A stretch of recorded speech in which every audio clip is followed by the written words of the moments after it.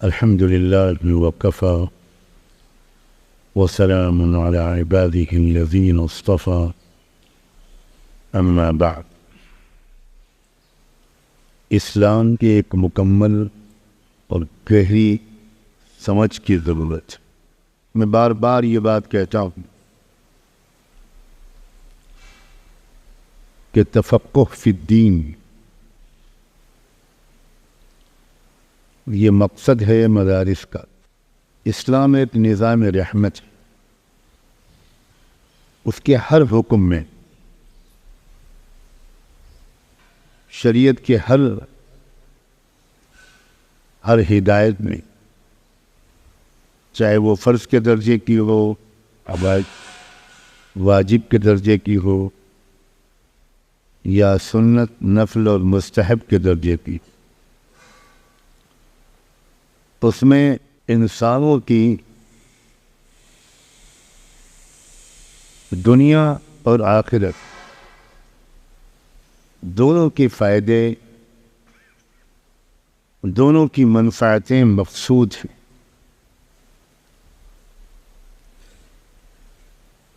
شریعت انسانوں پر کوئی بوجھ نہیں، جیسے تندرستی کے لیے، بیماریوں سے بچنے کے لیے اچھی غذائیں ضروری ہوتی ہیں، مفید ہوتی ہیں، ویسے ہی نقصان پہنچانے والی غذاؤں سے بچنا بھی ضروری ہے۔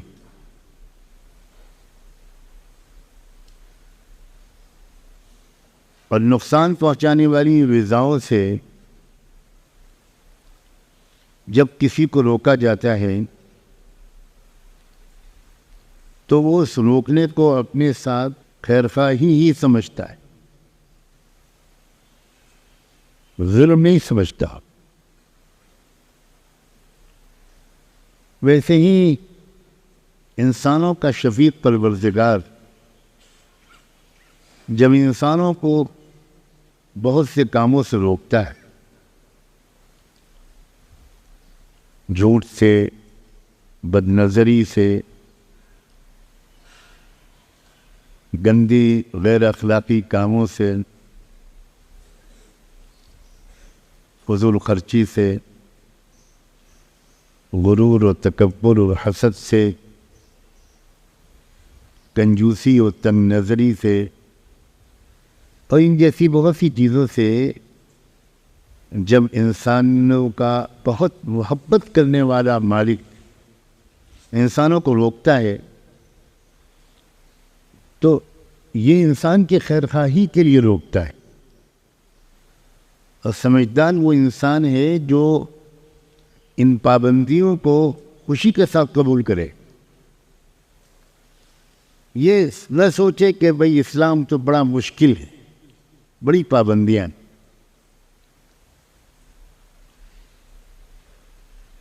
اگر شوگر کے مریض کو میٹھے سے روکا جاتا ہے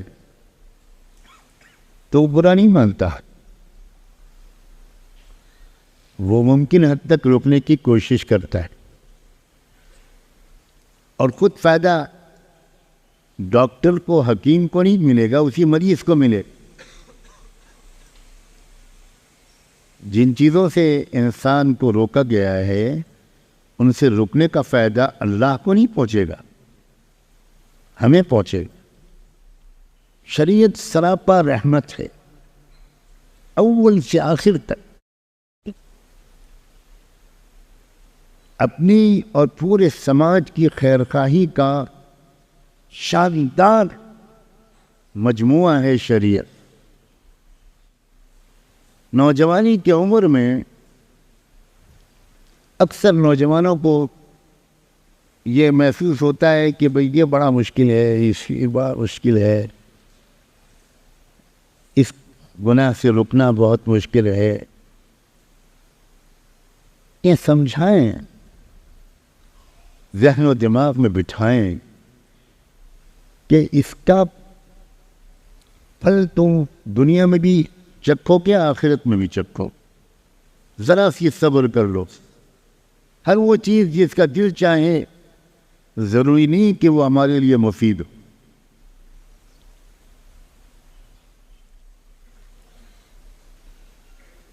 شریعت کو اس طرح پڑھنا چاہیے کہ وہ لگے ہم کو کہ یہ ایک ایک جزیہ، ایک ایک مسئلہ انسانوں کے ساتھ اللہ کے پیار کا ایک الگ ثبوت ہے، اللہ کی رحمت کا ثبوت ہے. کتاب الطہارہ پڑھاؤ اور پڑھو تو طہارت اللہ کا ایک تحفہ ہے انسانوں کے لیے.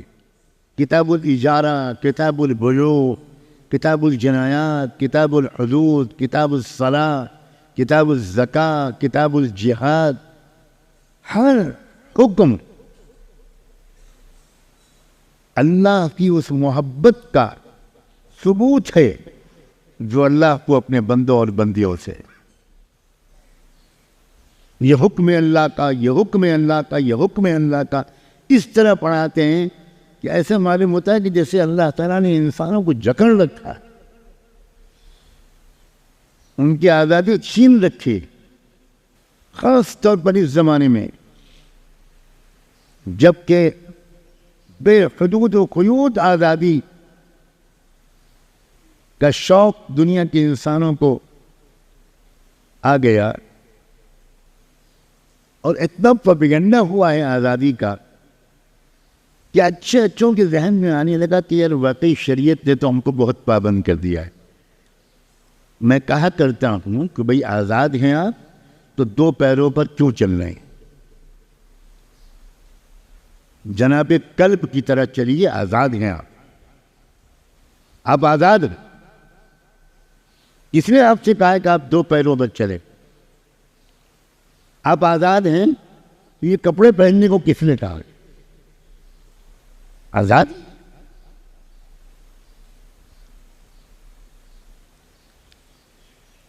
مہذب، شریفانہ، باوقار، خیر خواہانہ انسانی زندگی گزارنے کے لیے جو ہدایات کا گلدستہ ہے اس کا نام ہے شریعت. اسی محبت بری خیر خواہانہ ہدایات میں سے اس نظام کا ایک بہت عجیب و غریب حصہ وقف ہے. وقف آج کل وقف کا موضوع چرچے میں ہے، بہت اس پر گفتگو ہو رہی ہے. میں آج وقف کے بارے میں دو تین باتیں کہنا چاہتا ہوں. کیا ہے وقف؟ انسانوں میں ایک دوسرے کی خدمت کا مزاج شریف انسانوں میں ہمیشہ سے رہا ہے. مختلف قوموں نے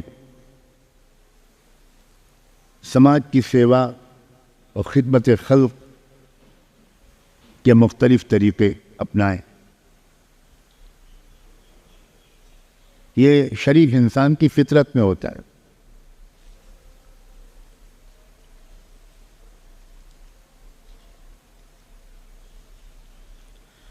اور اس کے لیے عام طور پر جو طریقہ رہا ہے وہ یہ کہ آپ کے پاس جو سرمایہ ہے، جو پیسے ہیں، جو مال ہے، جو زمین ہے، جو جائیداد ہے، جو باغ ہے، جو مکان ہے، وہ آپ کسی کو دے دیں، کسی کو اس کا مالک بنا دیں، کسی غریب کو دے دیں، ہدیہ کر دیں، صدقہ کر دیں. اپنا باغ آپ کسی بیوہ کو ہبہ کر دیں، اپنا کھیت، اپنی زمین، اپنی جائیداد، اپنے زیورات یا آپ کی اپنی آمدنی اس میں سے کچھ حصہ وہ آپ کسی کو دے دیں کہ بھائی یہ آپ کے کام آئے.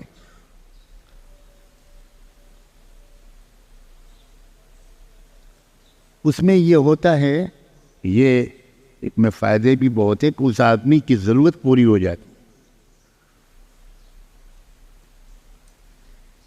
لیکن پھر وہ چیز جو ہے وہ اس کی ملکیت ہو جاتی ہے. اور پھر اس کی اولادوں میں اس کی وراثت چلتی، تو اس کا نفع ایک محدود دائرے میں ضرور پہنچتا ہے، اور یہ بھی بہت بڑی نیکی، بہت بڑی نیکی۔ انما الصدقات للفقراء والمساکین۔ اسلام نے ایک بالکل نیا طریقہ دیا ہے انسانیت کو، مخلوق کی خدمت کا۔ وہ یہ ہے کہ آپ کسی چیز کے مالک ہیں، مالک حقیقی تو اللہ ہی ہیں۔ اس دنیا میں میری اور آپ کی آزمائش کے لیے عارضی طور پر اللہ نے ہم کو اس کا مالک بنا دیا۔ اب آپ یہ نیت کریں کہ یہ میرا مکان ہے، یہ میری بلڈنگ ہے، یہ میرا باغ ہے، یہ میری زمین ہے، میں اپنی عارضی ملکیت واپس لے کر اللہ کی ملکیت میں اس کو واپس کرتا ہوں۔ یہ مکان اب یہ اللہ کی براہ راست ملکیت میں ہے۔ جو ایک تھوڑی سی ملکیت قانونی عارضی میرے پاس تھی، میں نے اپنے آپ کو اس سے وڈرا کر، اب یہ اللہ کی ملکیت، اور اللہ کی ملکیت ہے۔ اللہ تو اس باغ کے پھل نہیں کھائے گا، اللہ کو تو اس باغ کی آمدنی کی ضرورت نہیں ہے۔ تو اس کا مطلب یہ ہوا کہ اب آپ یہ نیت کریں گے کہ یہ باغ، یہ جائیداد، یہ پراپرٹی، یہ مکان، یہ اللہ کے بندوں کے کام آئے گا، اللہ کی بندیوں کے کام آئے گا۔ اسپیسیفکلی بھی آپ نیت کر سکتے ہیں، اس شہر کے لوگوں کے کام آئے گا، بس پھر اس شہر کے لوگ ہی اس سے فائدہ اٹھائیں۔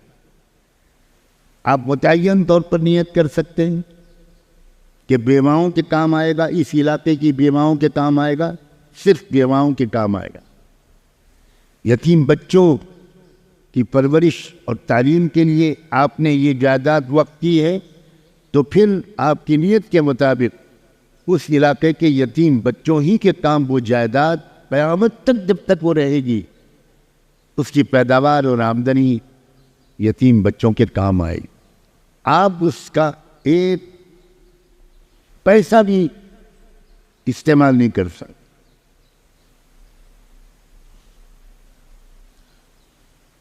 آپ نے ایک کنواں کھدوایا، اور کنواں کھدوا کر آپ نے اس گاؤں کے لوگوں کے لیے وقف کیا۔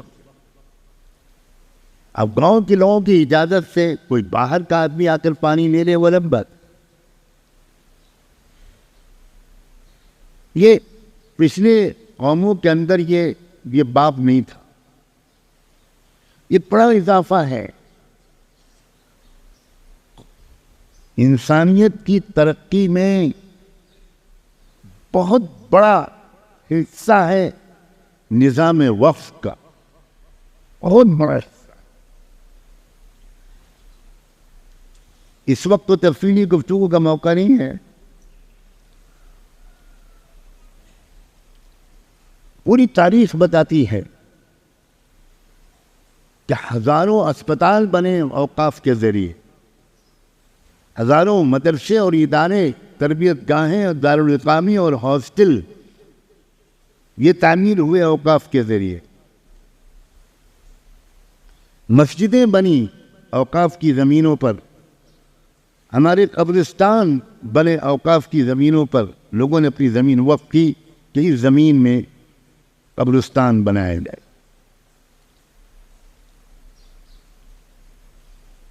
ایک عجیب نظام ہے کہ سماج کی ترقی کا دار و مدار صرف حکومت پر نہ ہو،